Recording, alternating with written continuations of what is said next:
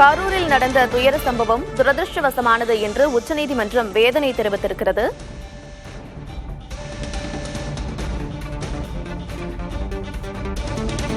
அரசியல் பிரச்சார கூட்டத்திற்கு வழிகாட்டு நெறிமுறைகளை நாடு முழுவதும் உருவாக்க வேண்டும் என்று தொடர்ந்த வழக்கில் உச்சநீதிமன்ற தலைமை நீதிபதி இந்த கருத்தினை தெரிவித்திருக்கிறார்.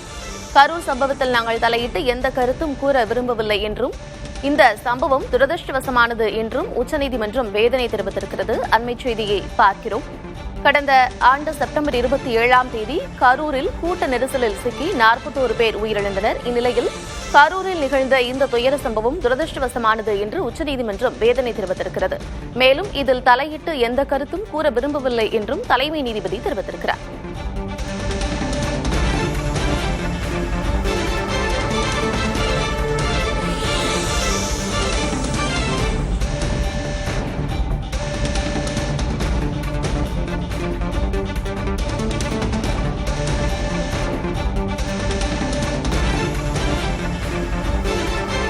நாடு முழுவதும் அரசியல் கூட்டங்களுக்கு வழிகாட்டு நெறிமுறைகளை உருவாக்க கோரும் வழக்கில் இந்த கருத்தினை உச்சநீதிமன்ற தலைமை நீதிபதி தெரிவித்திருக்கிறார்.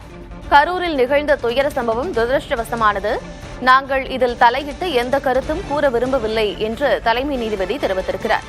கடந்த ஆண்டு செப்டம்பர் 27 தவேக தலைவர் விஜய் கலந்து கொண்ட பொதுக்கூட்டத்தில் 41 பேர் கூட்ட நெரிசலில் சிக்கி உயிரிழந்தனர். இந்நிலையில் அந்த சம்பவத்தை சுட்டிக்காட்டி கரூரில் நிகழ்ந்த இந்த துயர சம்பவமானது துரதிருஷ்டவசமானது என்றும் இதில் தலையிட்டு எந்த கருத்தும் கூற விரும்பவில்லை என்றும் தலைமை நீதிபதி தெரிவித்திருக்கிறார்.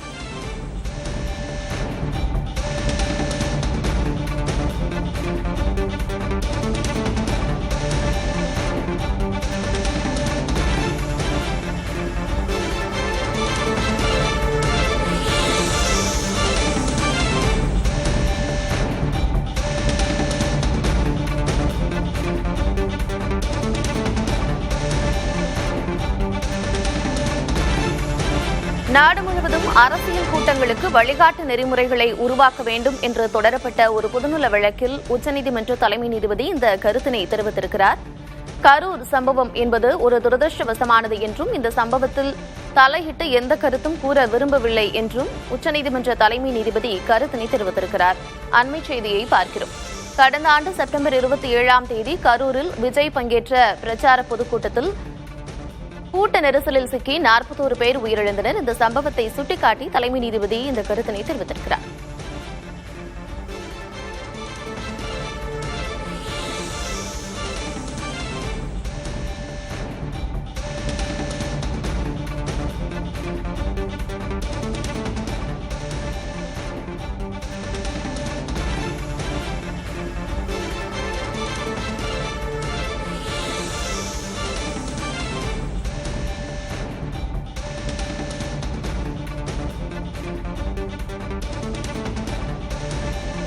நாடு முழுவதும் அரசியல் கூட்டங்களுக்கு வழிகாட்டு நெறிமுறைகளை உருவாக்க கோரும் ஒரு பொதுநல வழக்கில் உச்சநீதிமன்ற தலைமை நீதிபதி இந்த கருத்தினை தெரிவித்திருக்கிறார். கரூரில் கடந்த ஆண்டு செப்டம்பர் 27 தவேக தலைவர் விஜய் கலந்து கொண்ட பரப்புரை பொதுக்கூட்டத்தில் கூட்ட நெரிசலில் சிக்கி 41 பேர் உயிரிழந்தனர். இந்த சம்பவத்தை சுட்டிக்காட்டி கரூர் துயரம் என்பது துரதிருஷ்டவசமானது என்றும் இதில் தலையிட்டு எந்த கருத்தும் கூற விரும்பவில்லை என்றும் தலைமை நீதிபதி வேதனை தெரிவித்திருக்கிறார்.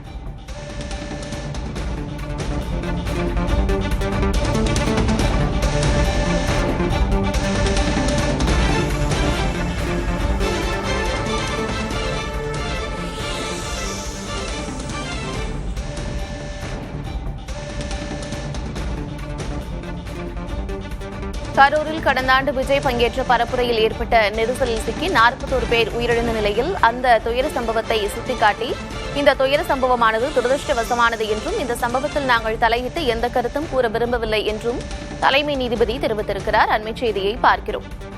நாடு முழுவதும் அரசியல் கூட்டங்களுக்கு வழிகாட்டு நெறிமுறை உருவாக்க கோரும் ஒரு வழக்கில் இந்த கருத்தினை தெரிவித்திருக்கிறார்கள்.